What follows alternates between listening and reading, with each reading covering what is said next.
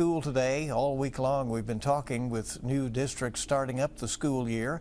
And Debbie says, I saw a graph on the news today when certain counties are having opening day for school in August. Why don't all 120 counties start and end on the same day in the Commonwealth of Kentucky? Well, here's Victor Puente with the answer to that good question. There are 120 counties, but the Department of Education says there are 171 different public school districts in Kentucky. The Department of Ed does have to approve school calendars. State law says each individual school district is able to set their own start dates.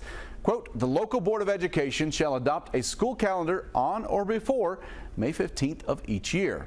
They'll have to file that calendar by June 30th with the department for approval, or they won't receive their public funding from the state. There are guidelines they have to follow.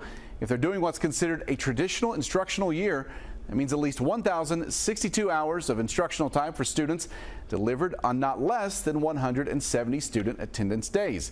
Now, schools can be in session more than 170 days, but the combination of shortened days and regular student instructional days still have to add up to at least 170. Also, school days can't be longer than 420 minutes.